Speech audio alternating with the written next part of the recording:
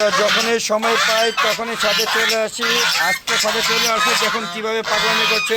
পাগলটা আমাকে দেখে দেখুন পাগলামি শুরু করে দিয়েছে। দেখুন সব একসাথে হরতাল শুরু করেছে। এই যে হরতাল হরতাল হরতাল, এক দফা এক দফি খাওন কখন দিবি, এরকম আর কি। মানে যখনই আসে এরা আমাকে খুবই ভালোবাসে। এবং এই যে রাজহাঁস অপরিচিত মানুষদেরকে কিন্তু অ্যাটাক করে। এই যে দেখুন আমার পাও দেখতে যাচ্ছে, এই যে পায়ে, হ্যাঁ, এই যে হাঁসটা, এই যে চীনা হাঁসটা, এর কিন্তু বয়স 4 বছর হয়ে গিয়েছে এবং এর ওজন 6 কেজি। যদি কেউ নিতে চান অবশ্যই কমেন্টে জানাবেন, আর কেমন লাগছে অবশ্যই দেখাবেন। এই যে রাজহাঁসগুলো কেমন করছে দেখছেন। আসসালামু আলাইকুম ওয়া রাহমাতুল্লাহি ওয়া বারাকাতুহু। আমাদের গ্রুপ পক্ষ থেকে সাদ বাগানে সবাইকে স্বাগতম। বন্ধুরা, চলে আসলাম ছাদে হাঁস মুরগিগুলো পর্যবেক্ষণ করার জন্য এবং কী অবস্থা আছে সেগুলো দেখার জন্য।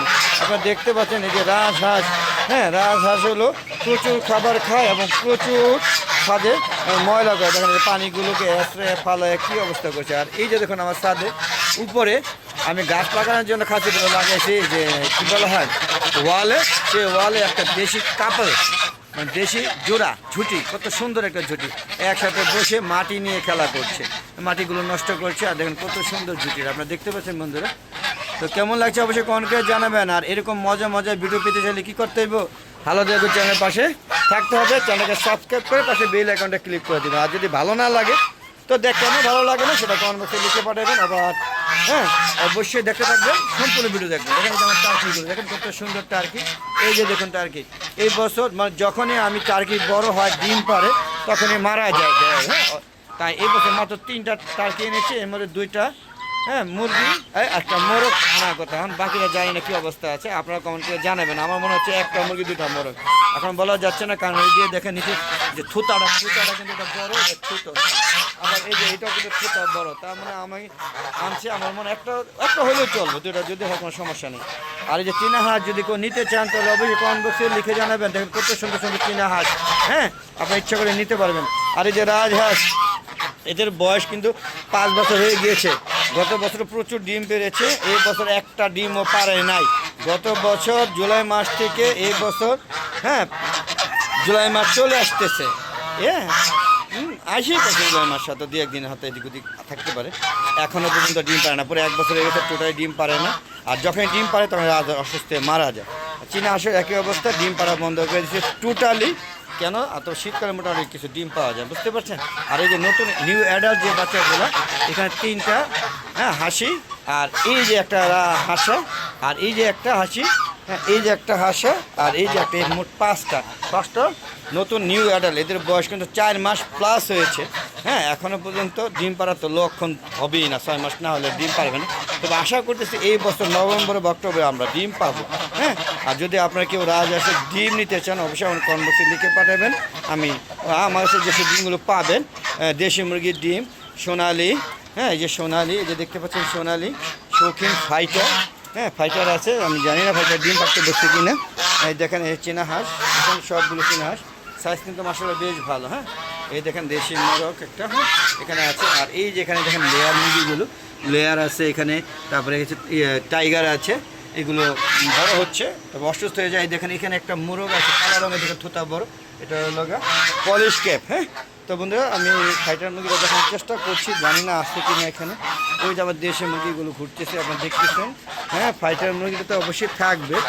আবার ডিম পাড়তে গেছে কিনা আজকে দেখলাম দরকার হচ্ছে, ডিম পাড়তে পারে এরকম একটা ভাব।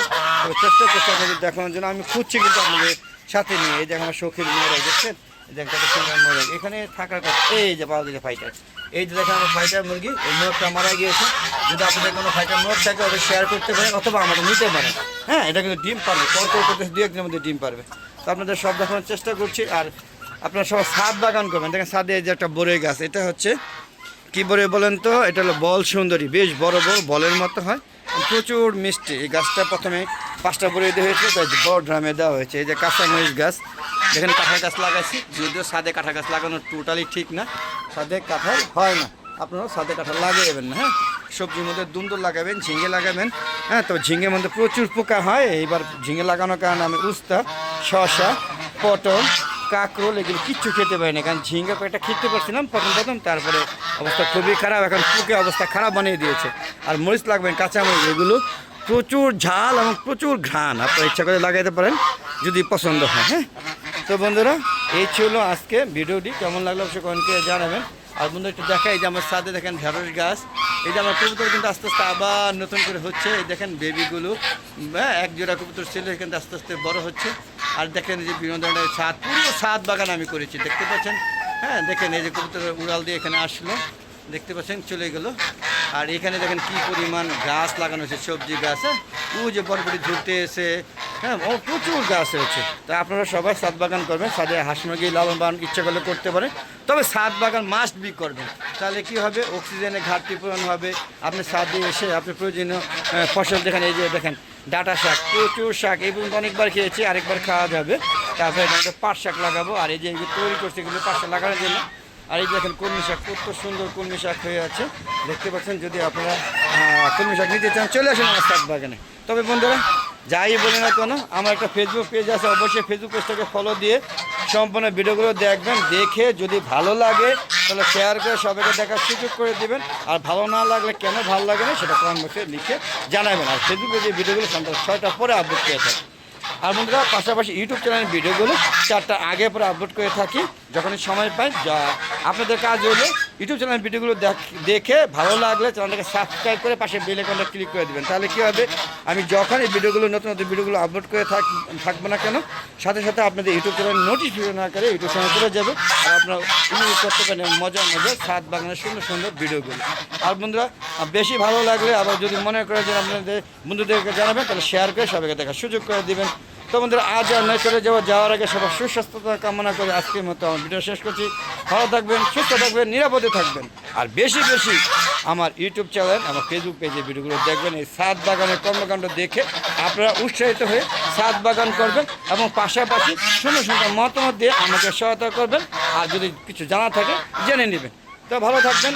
আসসালামু আলাইকুম রাহমাতুল্লাহি ওয়া বারাকাতুহু। বন্ধুরা আবার দেখা হবে নতুন কোনো পর্ব নিয়ে, নতুন কোনো ভিডিও নিয়ে। ততক্ষণে আমার হালাদা চ্যানেল ও ফেসবুক পেজের সাথে থাকুন। খোদা হাফেজ, বিদায়।